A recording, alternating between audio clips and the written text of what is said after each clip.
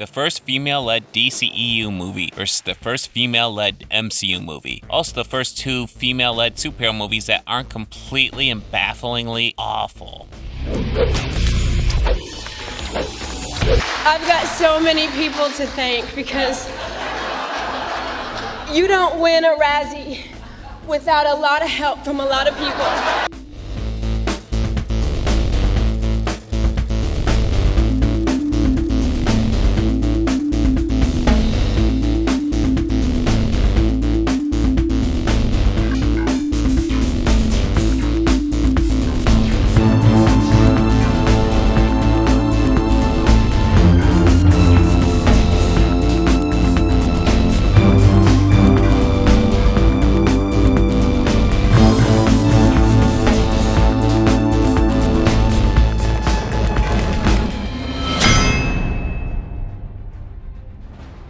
Captain Marvel stars Brie Larson as Captain Marvel, and I feel like I'm probably putting too much work into this video already. I could probably just talk about Brie Larson and make a thumbnail something like this, and get more views. That's the price I pay for not jumping into every YouTube bandwagon I see. Anyways, I have no intention of diving into any of that controversy here, because it doesn't mean anything about her performance or the movie in general. So how does Brie Larson do here? That's actually a rather tough question to answer. To determine if she does a solid job with this character, we have to know who the character is. If I had to describe Captain Marvel, it would be someone who is sarcastic and confident, and that's about it. You didn't need that, did you?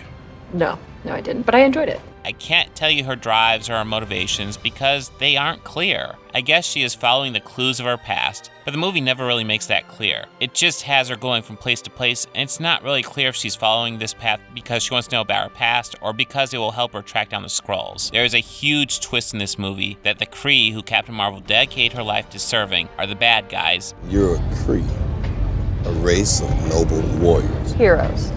Noble warrior heroes. And the choice to go against them is handled with all the gravity of choosing your favorite NSYNC member. On a side note, the correct answer is Justin. Is that like a personal attack or something?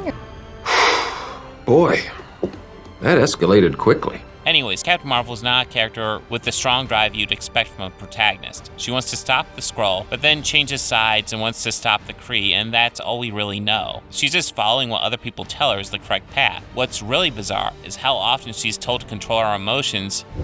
Lose control again and you'll have to commune with a supreme intelligence. There's nothing more dangerous to a warrior than emotion.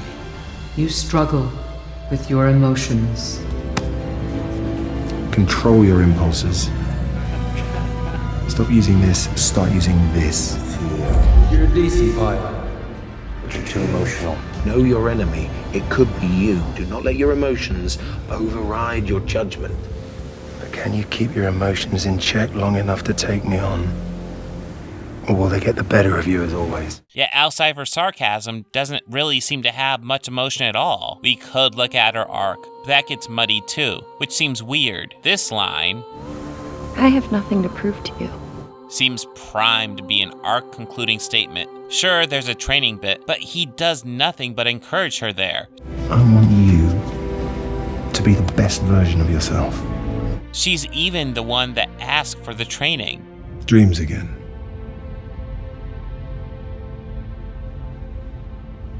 wanna fight? In fact, he's very supportive of her, doesn't act more like a villain until the twist of her origin. We'll go back to Jan Rog in supporting characters. You could argue that she has an arc when she learns that the noble warrior heroes she works for are evil, and she turns against them. But she does this too casually to feel like any real character change. In Wonder Woman, we get Gal Gadot as the titular character. Unlike Larson, Gadot was not really known for her acting and was a model beforehand. She's not a great actor, but has a great screen presence. She actually carries the character quite well. For a comparison, here's what Larson was best known for before Captain Marvel. You're gonna love it. What? The world. The house with the hammock. And Grandma and Grandpa. And you? And here's what Gadot was best known for before Wonder Woman. You don't send a man to do a woman's job.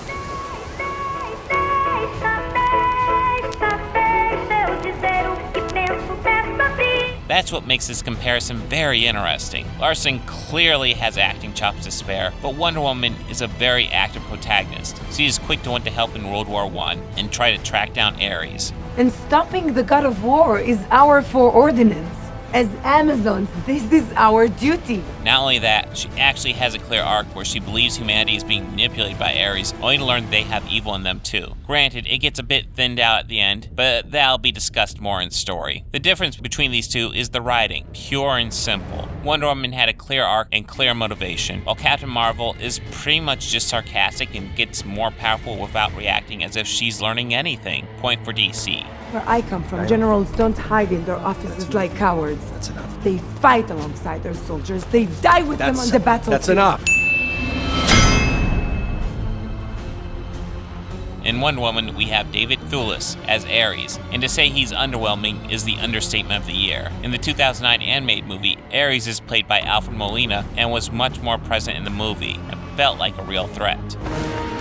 Power that will allow me to conquer not man, but the very gods of Olympus. However, these two movies are going for a very different approach. The animated movie wanted a more straightforward comic book movie villain, while the live-action movie is being more nebulous about the existence of Ares. This allows the question to rise of whether or not Ares is responsible for the war, or is it humanity just destroying themselves? An idea and theme that would have followed through with simply having Ares reveal himself, have Wonder Woman defeat him, and still keep the war going. Instead, when he dies, the war ends, and all the interesting ideas raised by this movie are dropped. Thewlis is a great actor, but his role is extremely limited. He spends most of the movie as Sir Patrick and doesn't get any true villain time until the very end of the movie, where he does fine, but gets replaced by CGI and gets a conversation with Wonder Woman with plenty of cringe. They do not deserve your protection!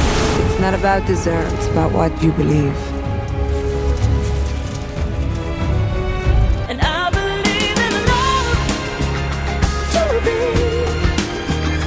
the center of all things. The question is, how can you make a villain more underwhelming than a character that may or may not exist in the movie? In Captain Marvel, we get Annette as the Supreme Intelligence. Is the Supreme Intelligence the main villain of the movie? The only other option is Jan Rog, and he spends the movie following orders from the Supreme Intelligence, and even at the beginning, it's established he is no threat to Carol's powers, so it has to be the Supreme Intelligence as the ultimate bad guy here. So, what does the Supreme Intelligence want? I guess the Lightspeed engine, whose power was absorbed by Carol. Maybe it just wants the power from that engine. Maybe it just wants to control Carol. And another question, what will it do once it achieves its goal? Does gaining Lightspeed engine or control of Carol gain it anything in the long run?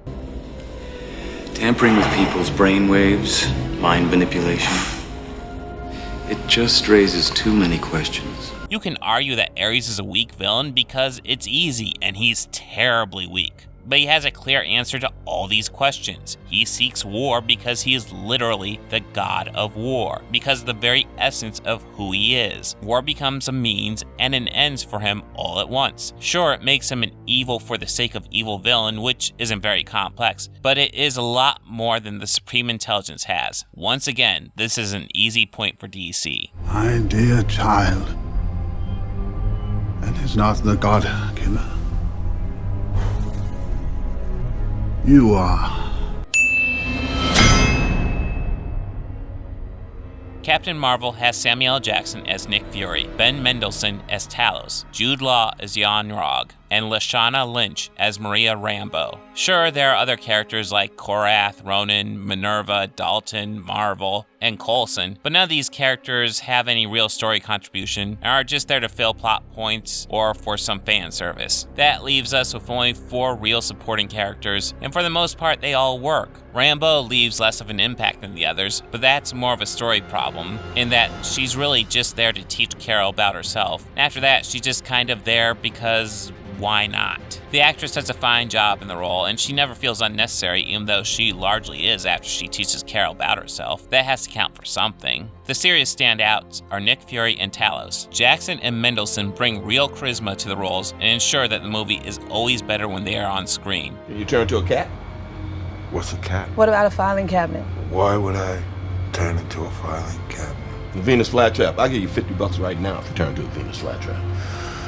So far, Captain Marvel has a great supporting cast, which brings us to Jan Rog, who is a bit tricky. Jude Law is great in the role, but it feels like the way the character was written and the way the character was executed are two different things. When you watch the deleted scenes, it becomes more clear. They say that Supreme Intelligence takes the form of the person most respected by the person visiting them. For Carol, this is Marvel. It is joked that for Jan Rog, it's himself. It's the person we respect and admire above all others. So you see yourself, huh? And we see that actually is. However, in the beginning, we see a mentor who acts largely as a mentor should. I want you to be the best version of yourself. He seems to only want what's best for Carol. And he seems genuine. We are given no reason to doubt this statement or to think he wants to hold her back. Jan Rog is part of what holds this movie back. He's not a consistent character. Fixing him is not immediately easy since it's not 100% clear what the goal for him actually was. He seems like a good guy until it's revealed he's a bad guy when he then acts like a different character. Given what we see of him, in the beginning, rather than telling Veers she needs to control her emotions, which she clearly doesn't need to do, have him be more judgmental of her, not as a mentor like we see, but taking it over the line. He can tell her that she's not worthy to be among the Kree, that she never will be until she can prove to him that she is a worthy warrior. It will be very important to use the words proved to synchronize with what Carol tells him at the end. That is how he could work. He constantly chastises her for using her power when a true honorable Kree warrior would not depend on such tricks to defeat an opponent. This would bring him more in line with the character he is like at the end of the movie. The character works well enough here, but he clearly should be so much stronger. You could also take it the other way. Have him behave more like he did at the beginning at the end. He would still do the same thing, but instead of saying he's proud of her before she blasts him, have him say it after. I'm so proud of you. You've come a long way since I found you that day by the lake. Along with something like, you've become the best you I wanted you to be. All this time, I thought I was teaching you when I was really holding you back. They need to pick an angle to go with. As it is, they attempted to have their cake and eat it too. It took what could have been a really strong character and made him fine. He's serviceable when he should be great. In Wonder Woman, we have Chris Pine as Steve Trevor, Connie Nielsen as Hippolyta, Robin Wright as Antiope, Danny Houston as Ludendorff, Elena Anya as Dr. Maru, Sed Tagmoy as Samir, Ewan Bremner as Charlie, Eugene Braverock as Chief, and Lucy Davis as Etta Candy. Wonder Woman does a lot more with its much bigger supporting cast. The Howling Commando knockoffs actually each get a bit of backstory, though it's interesting that none of them have arcs. Supporting characters don't need arcs, but Charlie in particular seemed primed for an arc that goes nowhere. For all his talk of shooting, he cannot shoot. Well, not everyone gets to be what they want to be all the time. Etta Candy is fun, but doesn't contribute much to the story, and her biggest scene is a comedy relief dress scene. Hippolyta and Antiope work well as Wonder Woman's two mentors with very different ideas on what she should learn. Chris Pine is phenomenal as Steve Trevor. It's not about deserve. It's not. Maybe we don't. But it's not about that. It's about what you believe. You don't think I get it after what I've seen out there? You don't think I wish I could tell you that it was one bad guy to blame? It's not. We're all to blame. I'm not. But maybe I am. Unfortunately, that scene is undercut by the fact there did end up being only one bad guy to blame. So Captain Marvel has two characters that work great, one that works well, and one that is undercut by the film. Wonder Woman has one great character undercut by the film, two that work well, and four that are just undercut by the film. And I haven't even talked about the goofy villains of Ludendorff and Dr. Maru. But the mask won't help. They don't know that.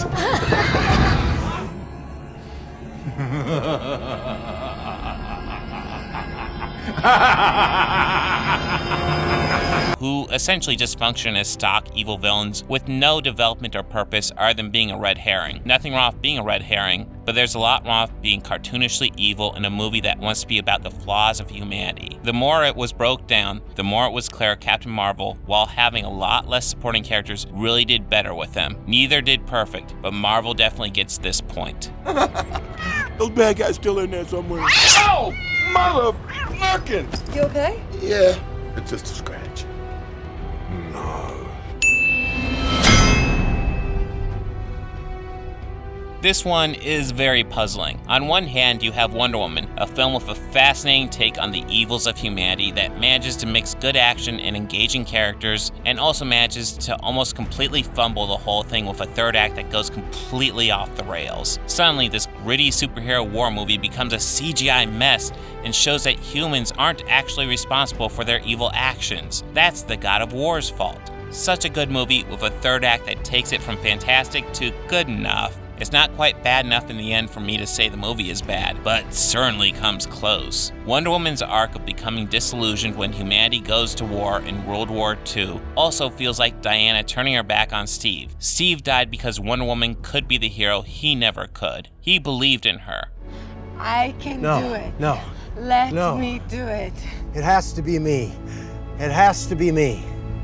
I could save today. You could save the world. She took that sacrifice and chose not to be a hero and hide from humanity. The more you look at it, the less it looks like an arc, and the more it looks like a studio mandate for the way the character has to be. I'm also baffled why they set this during World War I. The only reason I can think of is to set it apart from Captain America: The First Avenger, but they are already so close even with that change. Wonder Woman was a World War II era character. Why not start her off at the right war? On the other hand, we have Captain Marvel. Captain Marvel never quite gets as good as Wonder Woman does in its strength, but its third act also does not go off the rails. That being said, the movie feels like it has an idea it's going for that never quite nails. Throughout the movie, Captain Marvel is talked down to. Sometimes this is seen as bad.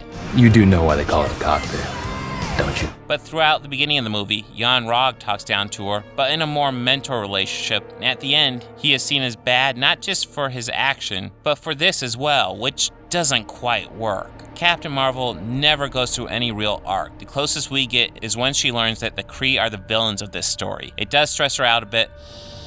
You don't know me. You have no idea who I am. I don't even know who I am! But it doesn't have any large transformative effect on her behavior. She just goes from fighting Skrulls to fighting Kree. She is essentially the same person. It seems as though the filmmakers were going for the idea that everyone is judging Captain Marvel as unworthy, and she learns that their opinions do not matter. Marvel actually already has a character like this. Sorry, son. Look, just give me a chance. You've been eligible on your asthma alone. Is there anything you can do? I'm doing it. I'm saving your life. Throughout his first movie, Captain America is rejected. Even once he gets his chance, he is rejected again because he is now seen as too valuable to be in the field. The serum worked. I asked for an army and all I got was you. You were not enough. He constantly proves himself to be worthy of his powers, yet it feels triumphant when Captain America proves himself. Not so much for Captain Marvel. The reason for that is humility. Captain America never acts like he knows better. He simply does what he thinks is right. It also seems like they want to treat Captain Marvel like Captain America, except replace his humility with snark. And that's why it really doesn't work. You can't take a character like Tony Stark and put him in the first Captain America movie because he's the type of character that needs to grow. Captain Marvel acts a lot more like Tony Stark than Steve Rogers, so her behavior sets her up for a journey of personal growth like Tony gets, rather than a path of leading by actions like Captain America. All of that being said, the movie isn't destroyed by this mishandling. It's the type of thing you'd expect from a movie with 5 people working on the story. Things don't synergize like they should. Captain Marvel could have been great, but just ends up settling for good. That leaves one inevitable question. Which is better? A movie that shoots high and lands low, or a movie that shoots not as high and lands not as low? This is super close, but I have to go with Captain Marvel. It never reaches the highs of Wonder Woman, but also never reached the lows either. Point for Marvel. Get my fingerprint out. Just let me unravel this puppy with you. You sat there and watched me play with tape when all you had to do was... I didn't want to steal your thunder. Captain Marvel has skilled sound design with some interesting highlights, being when the Skrulls shapeshift.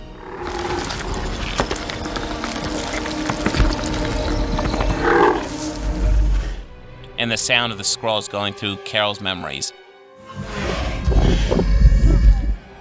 It's all rather good and does the job of telling the story. Wonder Woman's sound design stands out largely with the sound of the lasso. Emma.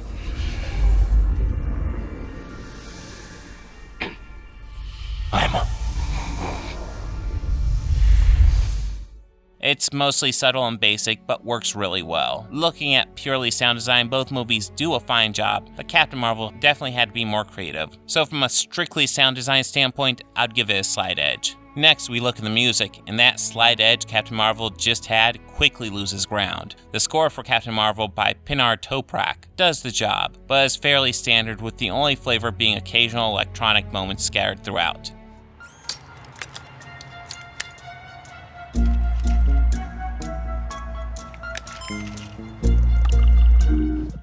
Captain Marvel also includes the use of songs which are mostly fine, but sometimes gets baffling. So the character left Earth in 1989, and she has returned and it's now 1995. Garbage is Only Happy When It Rains works because it just happens to be a song that's playing in the background.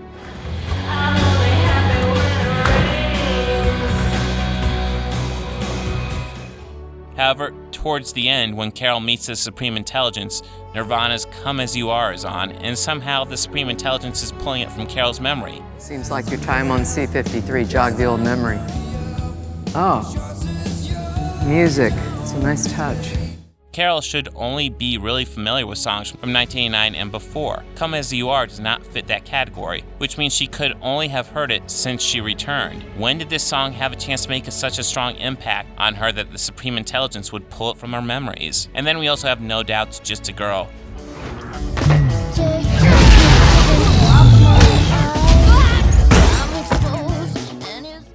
Which is just so on the nose and ends up being ever so slightly cringy, and any level of cringe is just a bad thing. Wonder Woman has a score by Rupert Gregson Williams. I hope after bringing up this guy in 3 videos I finally said his name right. He's a great composer, and he deserves to have the random nerd on the internet spend a few seconds to get his name right. Anyways, it's a really solid score.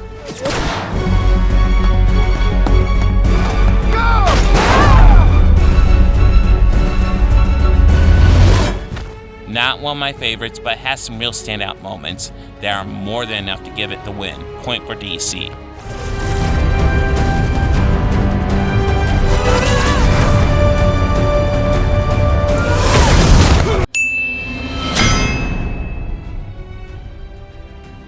Wonder Woman has some fantastic visual storytelling in No Man's Land, where Wonder Woman goes out of the trench to do what no one else could. From a raw story standpoint, it's beautiful. From a visual effects standpoint, it is clearly a set and clearly green screen. The look really lets down the story point they are making here, and it's unfortunate. It's not the only time this movie suffers from bad green screen. Captain Marvel has some incredibly strong CGI. The de-aging on Samuel L. Jackson and Clark Gregg is so good. You forget that they're de-aged in most of the movie. Unlike Wonder Woman, Captain Marvel doesn't have much creativity as far as visual storytelling, but does the job and doesn't distract. This becomes a little tricky. Do I go with the more creative visuals or the more technically skilled visuals? Wonder Woman honestly isn't more creative than Captain Marvel, except for the No Man's Land scene, which suffers from lesser technical visuals. So in the end, the technically skilled visuals win out here. Point for Marvel.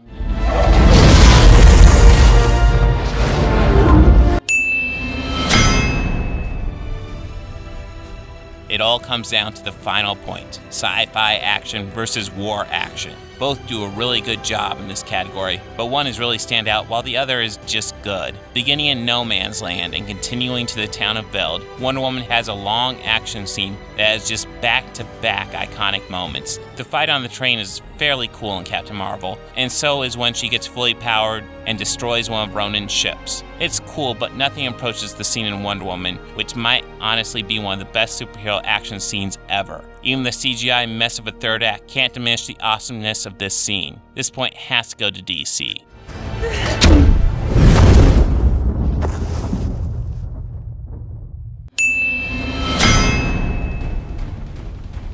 These are both movies that are solid, but also not as good as they should have been. Wonder Woman is let down by a bafflingly misguided third act, while Captain Marvel has inconsistencies that stop it from actually being the movie it seems to want to be. Wonder Woman probably suffered from studio interference, while Captain Marvel seemed to have too many cooks in the kitchen. Though to its credit, with 5 writers, it's amazing Captain Marvel turned out as cohesive as it is. Still, 2 good movies that should have been great movies. Here's hoping the sequels actually reach their potential.